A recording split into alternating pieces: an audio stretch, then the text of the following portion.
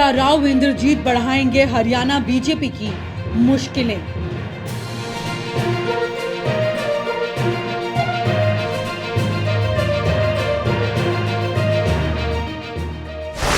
राव इंद्रजीत ने पेश किया हरियाणा के सीएम पद का दावा।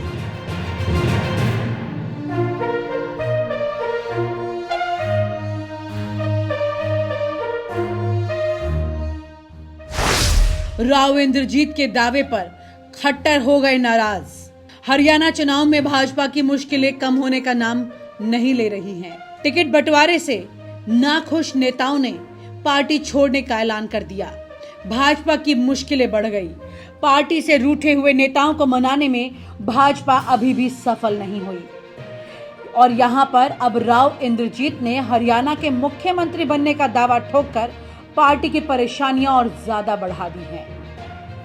रेवाड़ी में भाजपा प्रत्याशी लक्ष्मण सिंह यादव का नामांकन दाखिल करने के लिए पहुंचे केंद्रीय राज्य मंत्री राव इंद्रजीत सिंह ने हरियाणा के सीएम के तौर पर अपनी दावेदारी पेश कर दी है।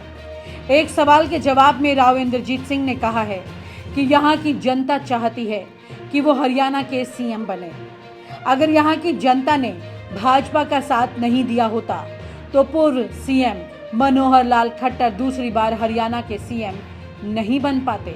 राव इंद्रजीत के परिवार का हरियाणा के अहिरवाल बेल्ट की 11 सीटों पर खूब दबदबा है। इनमें रेवाड़ी, नूंह, गुरुग्राम और महेंद्रगढ़ जिले की अलग अलग सीटें शामिल हैं। बीजेपी ने इस बार राव इंद्रजीत सिंह की बेटी आरती राव को अटेली विधानसभा से चुनावी मैदान में उतार दिया है। अटेली से उनके पिता और पूर्व मुख्यमंत्री राव बीरेंद्र सिंह विधायक रह चुके हैं। आरती राव को उन्होंने अब पहले ही अपना उत्तराधिकारी घोषित कर दिया था।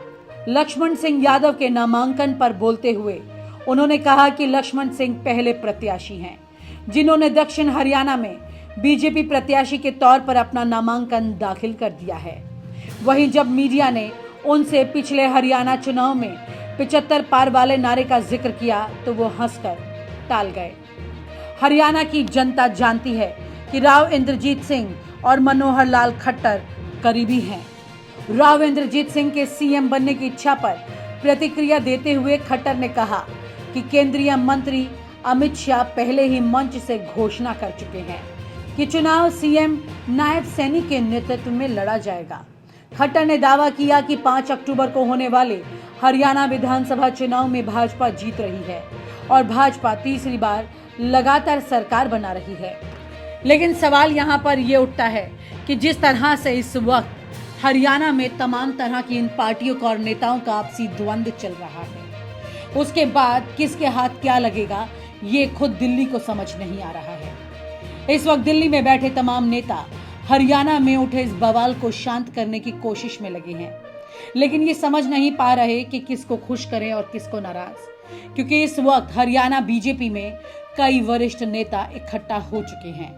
इकट्ठे के मतलब है कि कई वरिष्ठ नेता अपनी अपनी दावेदारी ठोक चुके हैं और इन सब के बीच में अच्छा खासा कंपटीशन चल रहा है।